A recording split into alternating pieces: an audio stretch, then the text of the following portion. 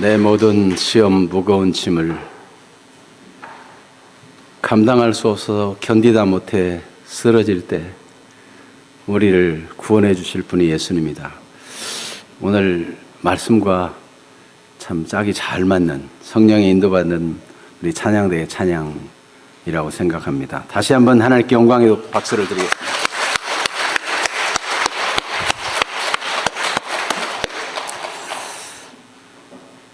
라헬이 요셉을 낳았을 때라고 이렇게 시작되는데 드디어 야곱은 그 외삼촌 라반과의 계약 기간이 만료되었습니다. 라반의 계략에 의해서 야곱은 임금도 하나도 못 받고 노동력만 14년간 제공했습니다. 얼마나 불공정한 일입니까? 그런데 이제 다시금 임금 협상을 체결하려고 하는데 외삼촌이 네가 품삯을 정해라. 그럼 내가 주겠다 하는데 이 야곱은 간교한 라반조차 이해할 수 없는 파격적인 제안을 합니다. 이것은 라반이 이렇게 해달라 해도 아니라고 그렇게 안 하겠다고 사양해야 될 일을 야곱이 자청해서 제안하는데 이거는 아주 불공정한 임금 협상이라 할 수 있습니다. 그런데 야곱은 왜 그렇게 하는 것일까요? 야곱이 이 라반의 관계에 말려가지고 계속 심리적으로 조정당하는 이 가스라이팅을 당하다 보니까 이제 알아서 거기에 굴복하고 끌려가는 형국이 된 것일까요? 지난 주간 뉴스에 찌양이라는 천만 유튜버가 4년 동안이나 폭행을 당하면서 40억이나 갈취당했다고 하는데 어떻게 그 심리를 조정하면서 돈을 빼앗아가고 그렇게 때리면서 괴롭혔는지 다 알 수 없지만 사람이 이렇게 가스라이팅 당해서 심리적으로 조정을 당하기 시작하면 자기를 조정하는 사람을 옳다고 생각하고 마땅히 그렇게 하는 것이라고 생각하고 자청해서 따르기도 한다고 합니다. 지금 야곱이 라반에게 자청해서 훨씬 불리한 그 길을 가고 있는 것일까요? 아니면 야곱이 너무 고생하다 보니까 머리가 어떻게 이상이 된 겁니까? 아니면 이 야곱은 좀 미신적인 데가 있어가지고 어떻게 되겠지. 그래서 이상한 방법을 써보겠다고 지금 발부둥 치는 것일까요? 아니면 속된 말로 야곱은 똘끼가 있어가지고 허황된 배짱을 가지고 이런 제안을 하는 것일까요? 도대체 무슨 속셈인지 얼른 봐서는 잘 이해가 안 되는 내용입니다. 이것을 이해하려면 그동안 야곱이 얼마나 고심이 많았을까 하는 것을 살펴보는 것부터 시작해서 야곱이 그동안 어떻게 살아왔을까 하는 것을 알아보면 야곱이 이런 결정한 배경을 알게 될 것입니다. 야곱이야말로 무거운 짐을 견디다 못해 쓰러질 지경이 되고 어떻게든지 이 라반의 관계에서 벗어나고 싶었을 겁니다. 그 내용을 살펴봅니다. 먼저는 야곱의 고민입니다. 나는 왜 이렇게 살고 있을까? 일상 속에서 야곱은 늘 그런 고민이 있을 거예요. 라반의 계략에 잡혀서 14년 동안 돈 하나도 못 받고 종로로 타는 겁니다. 여러분 내용을 아시다시피 벗어날 길이 없어요. 떠날 길이 없어요. 처음에 야곱이 라헬을 사랑해서 제가 지참금이 없으니 7년을 무임금 봉사를 하겠습니다. 해서 봉사해가지고 결혼식을 맞이했는데 그때 라반이 자기 둘째 딸 라헬이 아니고 첫째 딸 레아를 죽어서 길길이 날뛰는 야곱에게 일주일 동안 결혼식만 조용히 잠잠해주면 내가 일주일 지난 다음에 네가 좋아하는 라헬을 또 아내로 줄게. 그렇게 얘기하는 겁니다. 그 대신 라헬 대가로 다시 7년은 또 봉사해야지. 이렇게 해가지고 14년 동안 임금 하나도 못 받고 수고한 거예요. 그러니 생각할수록 분이 나고 떠나고 싶지 않겠어요? 그리고 오늘 말씀해 보니까 라헬이 요셉을 낳았을 때 라반에게 가서 나를 보내어 내 고향 나의 땅으로 돌아가게 해 주십시오. 벗어나고 싶은 마음을 표현한 것입니다. 그런데 야곱이 한 얘기에 보면은 야곱의 불안감이 묻어납니다. 26절도 한번 읽어볼까요? 내가 외삼촌에게서 일하고 얻은 처자를 내게 주시어 나로 가게 하소서. 그러니까 이 라반이 자기의 처자도 안 주고 빈몸으로 가게 할까 하는 걱정이 또 드는 겁니다. 14년 동안 무임금 노동을 착취한 라반이 가겠다고 하면 그래도 혼자 가라, 쫓아내지 않을까 하는 염려가 일상 늘 있었습니다. 사실 출애굽기 21장에 보면 그 옛 시대의 배경을 가지고 세운 그런 율법을 볼 수 있는데 그 율법에도 보면 이렇게 되어 있어요. 여러분 방송실에서 좀 비춰줄 수 있으면 비춰보세요. 출애굽기 21장 4절에서 6절인데 만일 상전이 그에게 아내를 주어 그 아내가 아들이나 딸을 낳으면 그의 아내와 그의 자식들은 상전에게 속할 것이요. 그 자식들은 상전 것이라. 나가려면 그는 단신으로 나갈 것이다.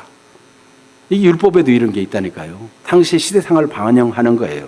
그런데 만약 종이 내 아내를 사랑하고 내 자식들을 사랑해서 나는 나가지 못하겠다. 그러면 주인에게 가서 나는 안 나가겠습니다. 평생 종으로 살겠습니다. 그런 사람은 귀를 잡아 끌고 가서 기둥에 대고 귀에다 구멍을 뚫어요. 귀 뚫린 종이 되는 거예요. 그러면 이 사람은 평생 종으로 살겠다고 결정한 사람이죠.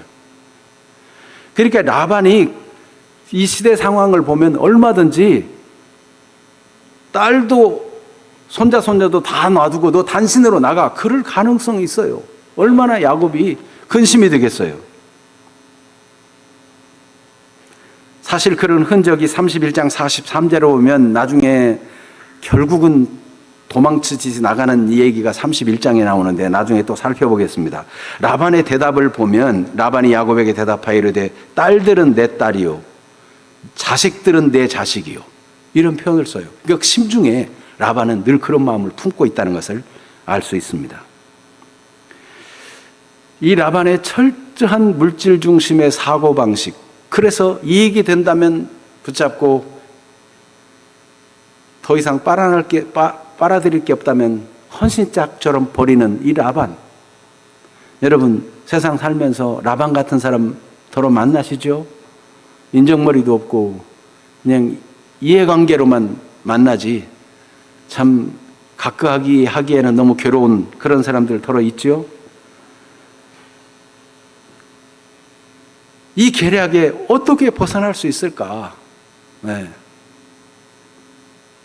사업하시는 분들도 보면은 꼭 돈을 다 제대로 안 주고 얼마를 또 꼭 물려놓고 줘가지고 계속 끌고 가가지고 네. 어렵게 하는 그런 사람이 있어요. 이 라반 같은 사람의 계략에서 어떻게 하면 벗어날 수 있을까? 자기 이익을 위해서는 두 딸조차 그냥 팔아 넘기는 이런 인간을 어떻게 벗어날 수 있을까? 이게 일상의 고민이에요. 얼마나 고민되겠어요. 이 수고하고 무거운 짐을 지고 있잖아요. 견디다 못해 쓰러질 것 같잖아요. 어떻게 하면 이 철저히 물질 중심의 사고로 가득 찬 세속적인 라반에게서 외삼촌이지만 이건 외삼촌도 아니에요. 세상에 이런 인간이 어디 있어요? 장인이지만 장인이라고 할 수 있겠어요? 이런 인간에서 어떻게 벗어날 수 있을까?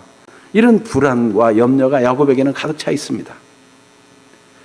그리고 야곱의 일상의 염려는 그가 한 말에 묻어나오는데 30절을 보면 끝부분에 나는 언제나 내 집을 세우리이까? 나는 언제나 내 집을 세울까? 나는 언제나 내 주도적으로 삶을 좀 살아볼까?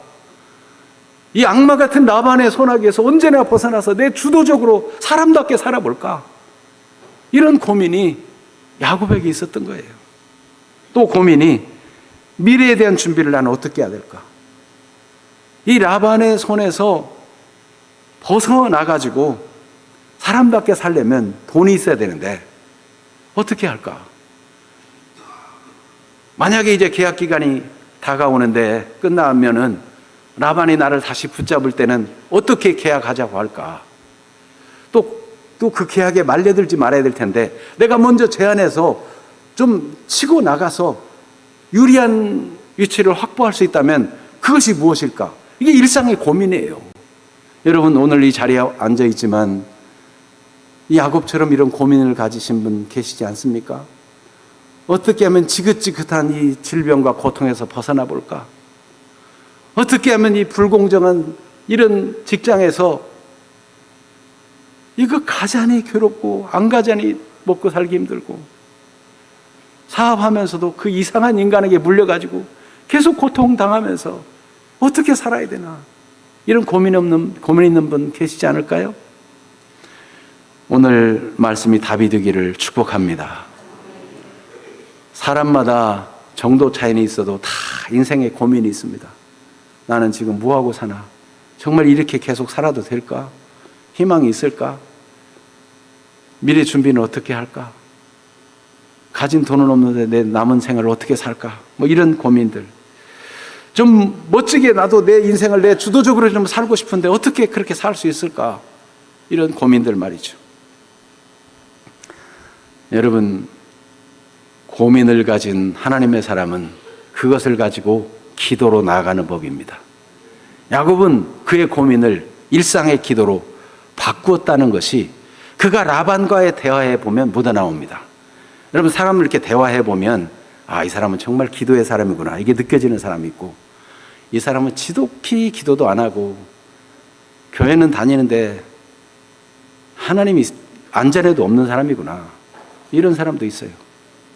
여러분, 진짜 하나님을 믿는 분들이 되기를 축복합니다. 일상의 고민과 답답함과 그 무거운 짐을 가지고 하나님께 나가야 될 거 아니에요. 하나님께 기도로 바꿔야 될 거 아니에요. 야곱은 하나님의 말씀을 생각하고 하나님의 말씀이 이루어지기를 기도합니다. 그래서 라반에게 한 말 속에도 지금 이게 평상시 야곱의 기도예요. 나를 보내어 내 고향 나의 땅으로 가게 해 주소서. 나를 보내서 나의 땅 나의 고향으로 가게 해달라. 이거는요, 야곱이 그냥 인간적으로 고향 가고 싶은 것도 있지만 사실 하나님이 약속해 주신 거예요. 돌아오게 해주겠다고. 하나님의 약속을 같이 읽어봅니다. 창세기 28장 15절, 베델에서 주신 약속 같이 읽어봅니다. 내가 너와 함께 있어 내가 어디로 가든지 너를 지키며 너를 이끌어 이 땅으로 돌아오게 할지라. 내가 네게 허락한 것을 다 이루기까지 너를 떠나지 아니하리라 하신지라. 너를 지키고 너를 이끌어서 결국은 이 땅으로 돌아오게 할 것이다. 하나님의 약속을 마음속에 품고 살아요. 고통스러워도 하나님이 나를 지키시고 나를 이끄시고 나를 돌아가게 하실 것이다. 하나님, 그날이 언제입니까? 하나님, 말씀을 이루어 주세요. 그렇게 되게 해주세요. 일상에 마음에 무거운 짐이 얹어지고 힘들 때마다 하나님, 저를 돌봐주세요. 하나님의 약속은 절대로 해가 저물듯이 저무는 법이 없고 땅거미가 기어와 어둠으로 온 대지를 삼키듯이 하나님의 말씀이 잊혀지는 법이 없으니 하나님, 찬란한 태양처럼 약속하신 그 말씀이 드러나게 하시고 이루어지게 해달라고. 야곱은 일상에 기도하는 것입니다. 여러분, 지금 힘겹고 무거워도 하나님의 은혜를 구하는 분들이 되기를 바랍니다. 우리 예수님은 수고하고 무거운 짐진 자들아 다 내게로 오라, 내가 너희를 쉬게 하리라고 말씀하셨고, 너희가 내 이름으로 무엇을 구하든지 내가 시행하리니 아들로 인하여 아버지로 하여금 영광을 받으시게 하림이라고 약속해 주셨습니다. 하나님의 약속들을 붙잡고 기도하는 주인공들이 되기를 바랍니다.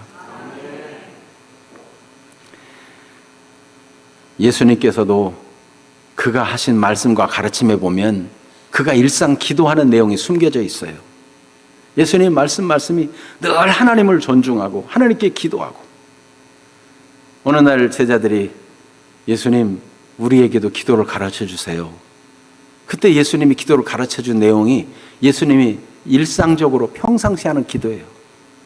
하늘에 계신 우리 아버지, 아버지의 이름이 거룩히 영광을 받으시고 아버지의 뜻이 하늘에서 이룬 것처럼 땅에서도 이루어지게 해달라고.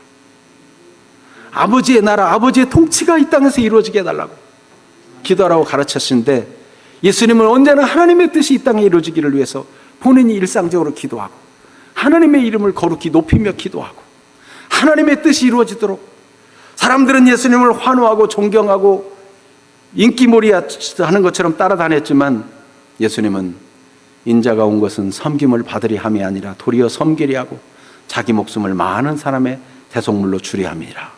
하나님의 뜻을 마음에 새기고 사는 거예요. 늘 그렇게 되도록 기도하고 산 거예요.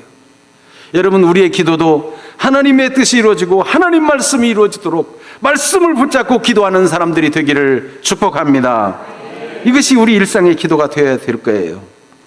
두 번째, 야곱이 들은 기도는 그가 라반에게 한 얘기를 보면 거기에서 드러나게 되는데, 30절을 같이 한번 읽어봅니다. 내가 오기 전에는 외삼촌의 소유가 적더니 번성하여 때를 이루었으니 내 발이 이르는 곳마다 여호와께서 외삼촌에게 복을 주셨나이다. 그거 보세요. 그거 보세요. 내 발이 이르는 곳마다 여호와께서 외삼촌에게 복을 주셨습니다. 늘 그걸 알고 있는 거예요. 그러니까 하나님, 제가 비록 이렇게 매여 살고 힘들지만 하나님은 내 발이 닿는 곳마다, 내가 가는 곳마다, 내가 손에 대는 곳마다 다 복을 주셨습니다. 하나님 감사합니다. 내 스스로 생각해도 내가 이게 종로로 타는 내 신세가 이게 뭔가 초라해지고 참 한심하게 느껴질 때도 있고, 나는 언제나 내 인생을 살아볼까 하지만 그래도 하나님은 약속하신 대로 나와 함께 계시고 나를 지키시고 내가 하는 일마다 복을 주셨습니다. 하나님께 감사합니다. 이 감사의 기도가 일상의 기도가 되었다는 것입니다. 그런데 야곱은 에라이 빌어먹을 인생 대충 살고 하나님 복 주세요 그런 것인가? 그렇지 않습니다. 여러분, 아무리 처지가 힘들고 무거워도 야곱은요 맡긴 일을 성실히 했어요. 그래서 라반에게도 하나님 앞에도 진짜 감사를 드릴 수 있고 이 영적 자존감이 분명할 수 있었어요. 그래서 라반에게 한 얘기를 보면 26절에 끝에 나로 가게 하소서 하고 내가 외삼촌에게 한 일은 외삼촌이 아십니다. 그때 라반이 대답하기를 그래 안다. 여호와께서 너로 말미암아 내게 복 주신 줄을 나도 깨달았다. 그러니 나는 너를 더 붙잡고 싶다. 네가 나를 사랑스럽게 여기든 좀 여기 더 그대로 일하자. 이렇게 얘기하잖아요. 29절에도 야곱이 얼마나 당당합니까? 내가 어떻게 외삼촌을 섬겼는지, 어떻게 외삼촌의 가축을 쳤는지 외삼촌이 아십니다. 사람이 알고 하나님이 알고 성실하게 살아간 거예요. 그 사람이 하나님이 복 주셨습니다. 고백할 수 있는 거예요. 사업하는데 노동자들의 노동력을 착취하고 월급 조금 주고 비양심적으로 살아가지고 재산 증식해가지고 하나님의 복을 받았습니다. 그러면은 가증스러운 일이죠. 하나님은 그런 걸 받지 않습니다. 여러분, 직장 생활하면서도 상사의 눈가림이나 하면서 대충 때우고 월급 받고 신난다고 하면은 그거는 그리스도인으로서 부끄러운 일입니다. 그러면 자존감이 자꾸 바닥에 떨어져요. 여러분, 하나님은 우리가 영적 자존감이 있는 사람, 하나님의 자녀답게 당당한 사람 되기를 원하시고 그 감사의 고백을 받기를 원하시는 것입니다. 그래서 그는 베푸신 은혜에 대한 감사의 고백이 항상 있었어요. 하나님, 제 발이 이르는 곳마다 하나님이 복을 주셨습니다. 시편 128편 2절에 보면 바로 우리 그리스도인들은 복을 어떻게 받는가? 성실한 삶을 통해서 받는 것을 성경이 증언합니다. 같이 읽어봅니다. 내가 내 손이 수고한 대로 먹을 것이라 내가 복되고 형통하리로다. 하나님이 복 주신 원리입니다. 127편 1절 같이 읽어봅니다.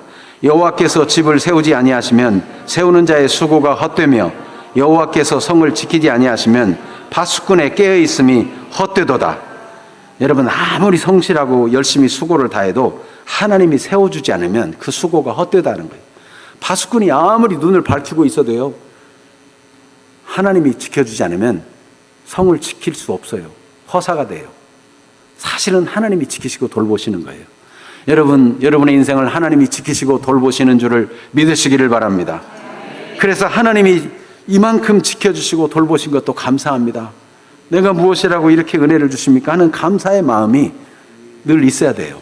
내가 아무리 성실해도 그걸 가지고 자기 의를 주장하고 내가 이만큼 했으니까 내가 이렇게 잘 됐지 하고 교만하고 그럴 일이 아니고, 하나님이 헛되지 않게 해주시고, 여러분, 아무리 사업에 번창하다가도 불이 나가지고 하루아침에 그냥 고꾸라지는 사람들이 있고요. 경기가 이상하게 예상하지 못한 방향으로 흘러가가지고 갑자기 이자가 증가하고 무거워 견디지 못해서 큰 사업도 단 돈 1,000만 원을 못 막아서 부도나는 수도 있고요. 여러분, 하나님의 도와주심이 있어야 됩니다. 여러분, 지금까지 지내온 것 주님의 은혜입니다. 주님이 지켜주심입니다. 고백하는 감사가 일상의 기도가 되기를 축복합니다. 그래서 자기 일을 드러내지 아니하고 하나님께 감사의 고백을 드리는 이 야곱의 중심이 우리 일상이 된다면 하나님이 함께하는 이 영적 자존감이 높아지고 당당하게 사람 앞에나 하나님 앞에 그리고 사람들에게 복음을 전하는 그런 사람들이 될 것입니다. 그렇게 되기를 축복합니다. 야곱은 뿐만 아니라 일상에 드리는 기도가 이와 같이 하나님 말씀을 붙잡고 이루어지기를 기도할 뿐만 아니라 모든 일상 속에서 감사의 안목으로 바라보면서 감사를 하나님께 드리는 일상이 될 뿐만 아니라, 지난주에 그 말씀 드렸죠. 술 좋아하는 사람은 모든 게 다 술 마실 근거가 된다고. 우리 그리스도인들은 모든 범사가 다 감사할 조건이 되고 감사할 이유가 되는 사람들이 되는 것이 마땅해요. 그래서 여러분, 범사에 감사할 수 있는 거예요. 세 번째로 야곱의 기도는 문제 해결을 위한 기도인데 하나님의 지혜를 구하는 겁니다. 야곱이 생각해서는 라반을 당할 수가 없어요. 이게 뭐 보통 수준이 아니에요. 딸이고 뭐고 소용없고 그냥 이익이라면 뭐 앞뒤 안 가리는 사람 앞에 무슨 수로 라반을 당해요. 하나님, 불쌍히 여겨주세요. 제게 지혜를 주세요. 그가 자기 주도적인 삶, 나는 언제나 내 집을 세울 수 있겠습니까? 이걸 근심했다면 그걸 다 기도로 바꾸는 거죠. 하나님, 나도 주도적인 삶을 살게 해주세요. 이 라반의 관계를 뛰어넘는 하나님의 지혜를 내게 넣어주세요. 이 기도를 야곱은 계속한 것입니다. 그래서 30절을 보면은 나는 언제나 내 집을 세우리까, 라반에게 한 말이지만 하나님께는 늘 하던 기도예요. 하나님, 나는 언제나 내 집을 세워요. 나는 언제나 돈을 좀 준비해가지고 미래를 준비해요. 이 같은 것이 내 품삯이 되리이다 고백할 때 사실은 자기의 품삯이 어떻게 해서 증가하고 하나님의 은혜로 잘 될 것인가에 대해서 늘 기도하니까, 여러분, 이 내용을 보면 야곱이 라반에게 네가 품삯을 정하라, 그럼 내가 주겠다 그럴 때 야곱이 충동적으로 그냥 이런 거 해주세요 그런 것 같아요? 철저히 계산하고 미리 기도하고 응답받고 확신을 가지고 하는 얘기가 아니면 야곱은 미친 겁니다. 여러분, 흰 양끼리 교배해가지고 점 있는 거, 얼룩진 거, 뭐 잿빛 색깔 이런 거, 거무스름한 거 날 가능성이 얼마나 있어요? 아주 희박한 거예요. 양들은 다 검은색이지. 검은색 양 중에 전배기 양, 뭐 줄무늬 있는 전배기 염소, 줄무늬 있는 염소 날 확률이 얼마나 있어요? 훨씬 적어요. 근데 야곱은 도대체 무슨 배짱을 가지고 이렇게 해주면 내가 아무것도 외삼촌에게 요구할 것이 없습니다 하면서 이 얘기한 내용이 뭡니까? 그가 품삯을 제안한 거는 특이해요, 정말. 네. 32절 같이 읽어봅니다.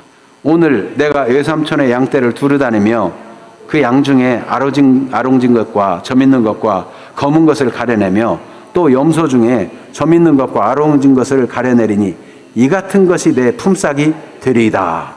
이걸 다 가려내고 흰 양과 검은 염소만 치겠는데 거기서 염소 중에는 점박이나 얼룩무늬 있는 거, 양 중에는 얼룩무늬 있거나 뭐 잿빛 색깔, 검은 빛 띠는 거, 얼룩얼룩한 거, 이런 종류가 나오면 내 품삯이 될 겁니다. 이렇게 얘기하니까 라반이 들어보니까 손해볼 거 없거든요.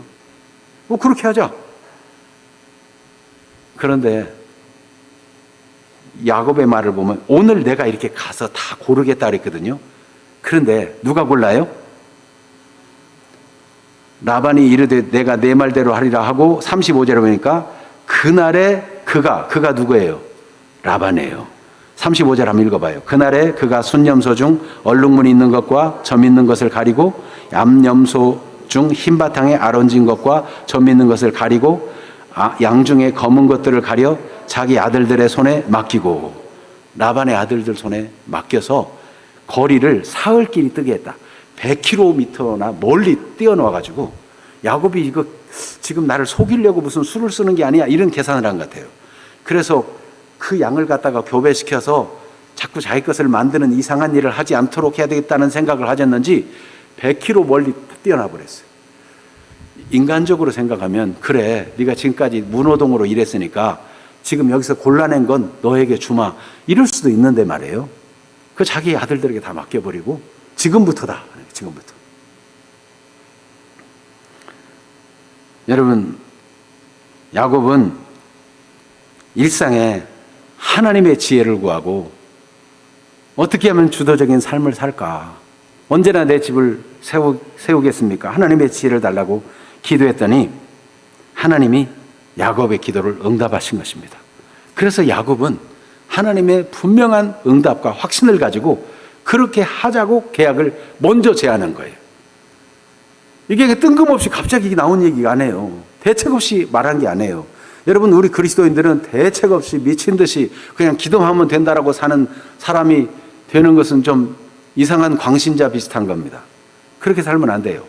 철저히 기도하고 검증하고 하나님 앞에 참된 믿음을 가지고 근거 있는 말씀의 근거를 가지고 이렇게 살아가야지, 그냥 무턱대로 무대표로 그냥 뭐 잘 되겠지, 그러다가 나중에 하나님 왜 안 되겠습니까?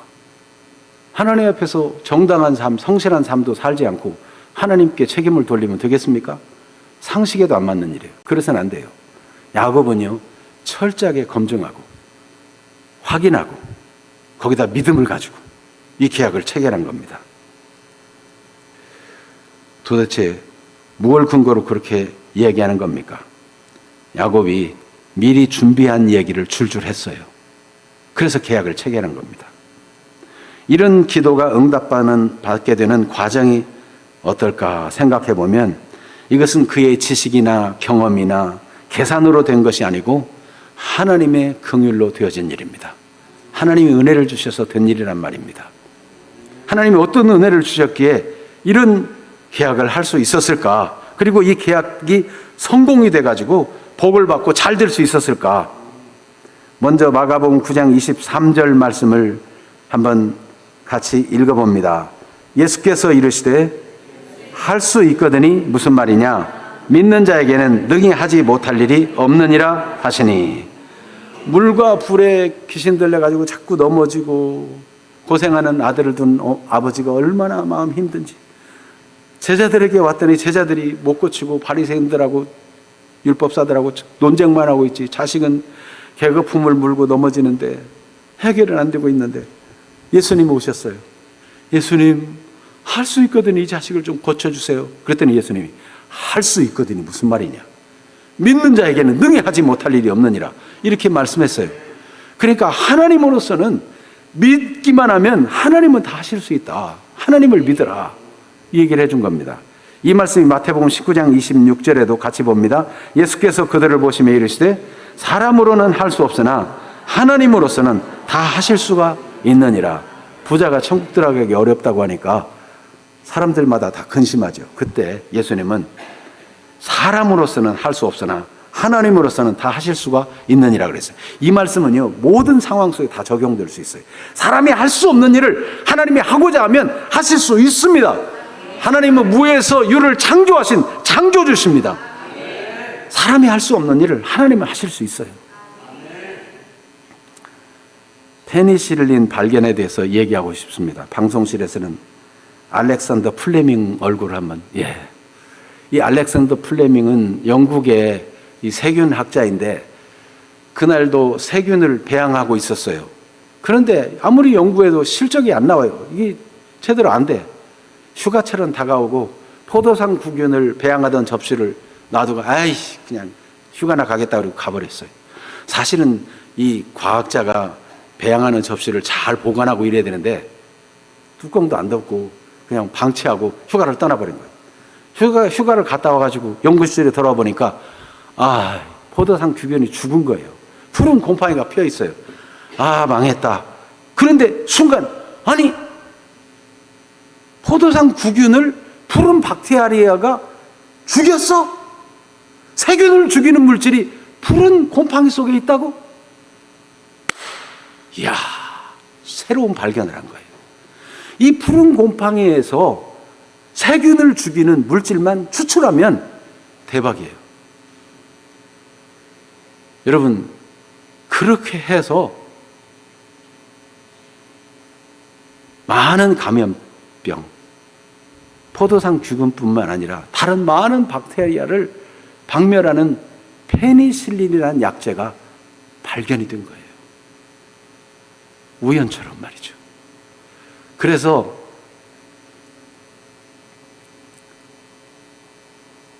이 발견 후에 제2차 세계 대전이 났는데 1939년부터 1945년 9월까지 진행된 세계 2차 세계대전, 독일의 나치, 이탈리아, 일본에 의해서 자행된 이 세계 2차 대전에 많은 사람이 죽었어요. 특별히 질병에 감염된 사람들이 많았어요. 더 많은 사람이 죽을 뻔했는데 많은 젊은이들이 이 페니실린 약을 써가지고 고침을 받고 생명을 얻었어요. 우연처럼 발견되었는데. 그리고 1950년대 당시 세계의 인구의 평균 연령이 50살밖에 안 됐대요. 그런데 이 페니실린 약재가 발견돼 가지고 이 약을 쓰면서 세균들을 퇴치하는 일을 통해서 지금은 80세 이상, 우리나라 지금 100세 시대라고 말하잖아요. 그만큼 이게 의학의 발전에 있어서 페니실린 발견은 아주 획기적인 전환점이 된 겁니다. 어떻게 발견됐어요? 우연히. 여러분, 왜 하나님은 우연히 발견되게 해 주셨을까요? 저는 이렇게 생각합니다. 당시에 많은 사람이 세균에 감염되어 죽어가면서 그 조그만 약만 하면 쓰면 되는데 그게 없어서 죽어가는 자식을 보면서 하나님 이 자식 살려주세요. 하나님 내 남편 살려주세요.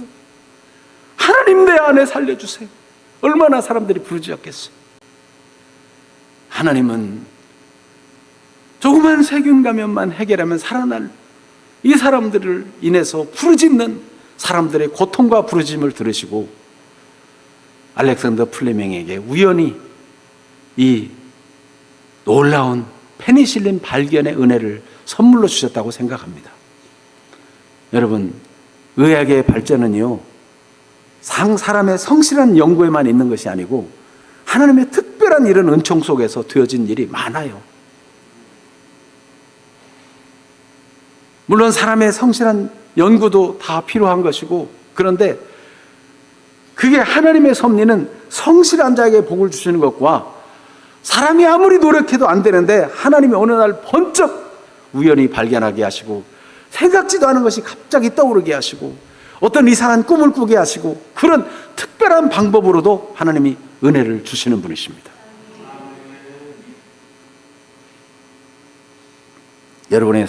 제가 이 말씀을 드릴 때 여러분의 생애 속에서도 그런 경험이 혹시 있는지 모르겠어요. 여러분, 그렇다면 저는 여기서 중요한 걸 발견했습니다. 야곱이 그가 제안한 대로 얼룩무늬 있는 거, 점박이, 양 중에 검은 거 이런 걸 자기 소유로 삼을 거라고 그 계약 조건으로 그렇게 얘기하고, 만약 내 양 중에서 외삼촌이 조사할 때 그렇지 않은 것이 있다면 내가 정의롭지 못하고 속인 거라고 여기십시오. 떳떳하게 그렇게 얘기할 수 있었어요. 그래서 야곱은 그렇게 계약한 이후에 하나님이 복을 주셔가지고 여기 30장 43절에 보면 그 사람이 매우 번창해가지고 잘 됐다는 거예요. 복을 크게 받았다는 거예요. 그가 정말 언제나 내 집을 세우리니까 이 라반의 간계를 뛰어넘어 그가 재산을 확보할 수 있는 길이 열렸다는 거예요. 도대체 어떻게 했을까? 네. 그 중에 일부만, 시간이 많이 갔기 때문에 일부만 말씀드리고 나머지 부분은 다음 주에 말씀드리겠습니다. 일부는 하나님이 이 야곱에게 우연처럼 이 비법을 알게 해주셨지 않았을까 이렇게 생각합니다. 페니실린 발견하듯이 저는 이렇게 상상해 봤습니다. 야곱은 목자니까 목자는 주로 뭘 가져요? 지팡이를 이 라반과 이 계약 후에 야곱이 한 비법은 37절에서부터 43절까지 나오는데 그 비법은 뭐냐면은 그 성경에 기록된 대로 보면 37절에 버드나무와 살구나무와 신풍나무의 푸른 가지를 가져다가 껍질을 벗겨서 흰 무늬를 내고 양들이 임신하러 오면 임신하려고 이제 이게 뭡니까? 양을 치면서 잘 관찰할 거 아니에요. 그러면 양이 이제 새끼를 가질 때가 된 그런 모습을 보게 될 거 아니에요. 물 먹으러 올 때 그 물 앞에 그걸 세워놨다는 거예요. 그랬더니 야곱이 원하는 대로 그런 양들을 낳아서 부자가 됐다는 겁니다. 어떻게 했을까? 저는 이렇게 상상해 봤어요. 목자니까 어느 날은 버드나무를 잘 다듬어 가지고 목자의 지팡이로 쓰고 있는데 이 버드나무에는 희한하게 임으로 정합니다. 점박이 양이 좋아하고 따른다. 그런데 점박이 양뿐만 아니라 또 어떤 흰 양도 잘 따른다. 점박이 양은 따르는 거 보고 점박이만 따르면 모르는데 또 흰 양이 따르는 건 뭘까? 잘 양을 치면서 14년 동안이나 싹도 못 받고 양을 치면서 지켜봤더니 임신할 때 보니까 이 점박이 양을 통해서 점박이 양이 나더라. 그런데 버드나무 얘기죠. 버드나무를 따르던 흰 양이 또 이렇게 순양이 암양과 교배에서 새끼를 낳는데 똑같이 버드나무를 잘 따르는 그 양이 점박이를 낳더라. 이런 결과들을 세밀하게 분석하고 정리해 두는 겁니다. 얼룩무늬 있는 거, 검은빛 있는 거 다 정리해 두고 파악을 했어요. 그래가지고 이렇게만 하면 내가 원하는 대로 새끼를 낳을 수 있겠구나. 여러분, 저의 상상에 대해서 어떻게 생각하세요? 제가 작가라면은 이런 소설이라도 하나 쓰고 싶어요. 여러분 중에 작가가 있다면 제 설교에서 아이디어를 얻어가지고 멋진 작품을 만들어내기를 바랍니다. 그러면 여러분, 과연 제가 왜 그렇게 상상하느냐면 야곱이 그렇게 허튼 사람이 아니거든요. 형은 사냥 좋아하고 막 들로 산으로 다니다가 사냥해 피곤해 지쳐올 때 형의 장자권을 갖고 싶은데 어떻게 하면 형과 결애할까? 형이 가장 지치고 힘들 때 그때 팥죽 쏘가지고 장자권하고 바꾸자 이렇게 했던 사람이 야곱입니다. 그러니 야곱이 철저히 계산적이고 준비가 철저한 사람 이렇게 생각할 수 있는 거죠. 그래서 그는 양을 치면서도 괜히 신사 한탄이나 하고 원망이나 하고 하나님 나를 왜 이리로 보내가지고 고생하게 했어요 그런 게 아니고 감사하면서 하나님의 지혜를 구하면서 일상에 기도하면서 관찰하니까 하나님이 눈에 띄게 해주신 게 아닌가 하는 것입니다. 야곱이 그렇다고 그것만 가지고 그랬겠어요? 거기에다 또 다른 확신이 야곱에게 주어졌습니다. 그건 다음 주에 얘기하도록 하겠습니다. 그런데 여러분에게 진짜 말씀드리고 싶은 중요한 게 있습니다. 야곱도 우연처럼 하나님이 발견하게 해주셨다면 페니실린이라는 의학계의 중요한 전환점이 되는 이 세균을 이기는 물질을 발견하게 하신 하나님이라면, 그렇게 해서 사람들을 구원하고 사람들의 하소연을 들으시고 은혜를 베푸신 하나님이라면, 하나님은 우연으로만 역사하시는가? 하나님은 철저하게 계획적으로 우리의 구원을 이루시는 분이십니다. 인간이 범죄했을 때 아담 하와가 얼마나 깊은 절망에 빠졌습니까? 여러분, 나뭇잎으로 몸을 감싸고 숨어있는 그 부끄러운 아담 하와를 하나님은 불쌍히 여기셔서 창세기 3장 15절에 보면 가죽옷을 지어서 입힌 다음에 내가 여자의 후손을 보내어 그 여자의 후손으로 하여금 뱀의 머리를 상하게 할 것이다. 여자의 후손, 예수 그리스도에 대한 예언입니다. 그러니까 하나님의 구원 계획이에요. 아브라함을 불러내서 내가 이 땅도 주고 자손도 번성하게 해서 내 자손 중에 천하 만민을 복받게 하는 자를 세우겠다. 예수 그리스도를 주시겠다는 약속이에요. 하나님이 다윗을 택하셔서 너가 내 마음에 합한 사람이니 내가 너의 후손들에게 왕위가 영원히 이어지게 하겠다 말씀하신 그 영원한 왕이 예수 그리스도예요. 마태복음 1장 1절 아브라함과 다윗의 자손 예수 그리스도의 세계 족보라. 하나님이 약속하신 그리스도를 하나님의 철저한 구원 계획 안에서 보내셨습니다. 그리고 그 예수님은 우리 죄를 위해서 죽으시러 오셨어요.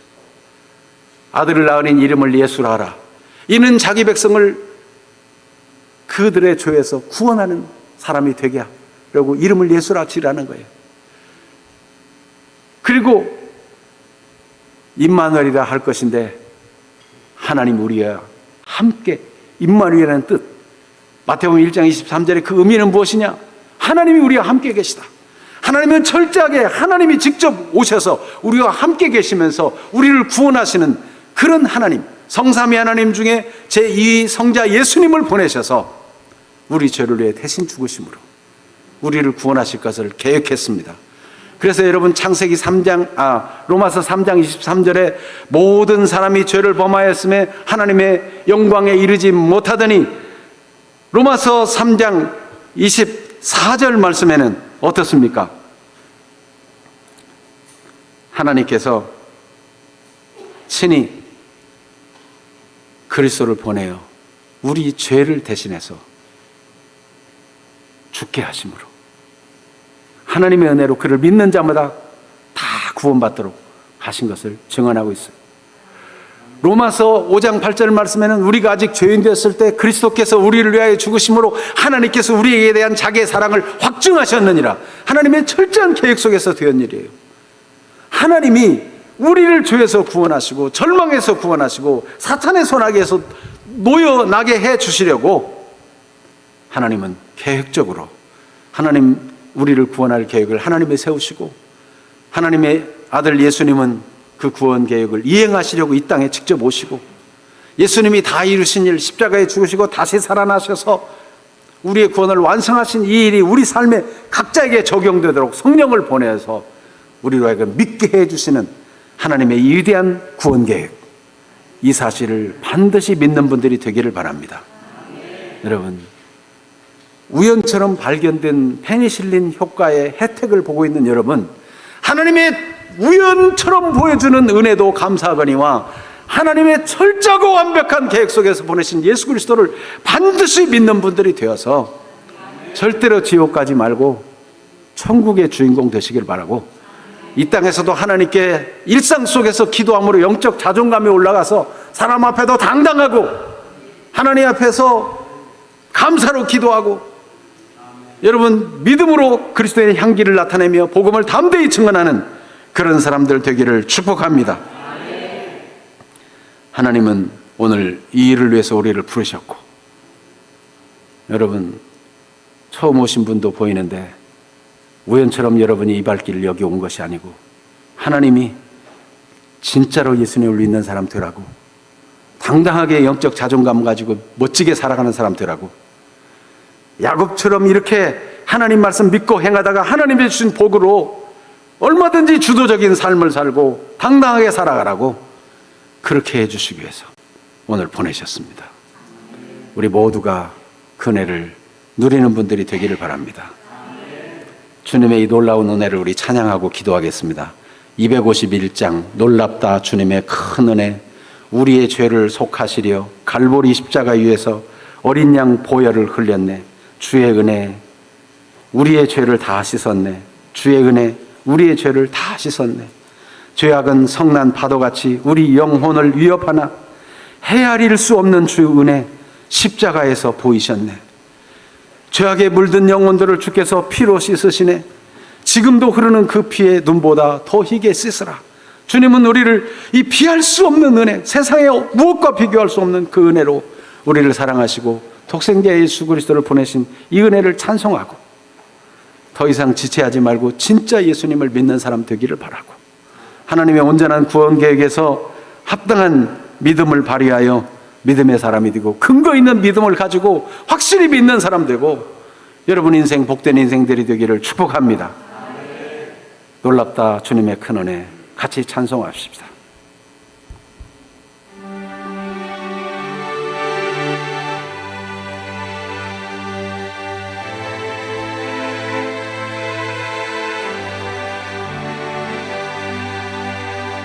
놀랍다 주님의 큰 은혜, 우리의 죄를 속하시려 갈보리 십자가 위에서 어린 양 보혈을 흘렸네.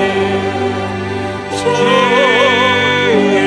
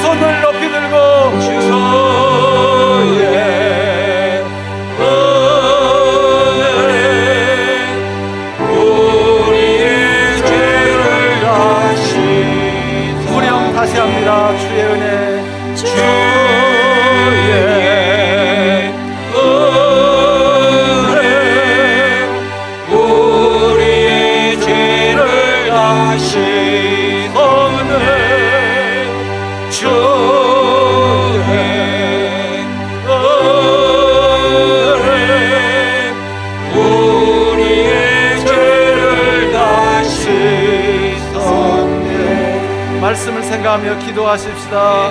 일상의 기도가 되도록 기도하십시다. 다 같이 기도합니다. 주여.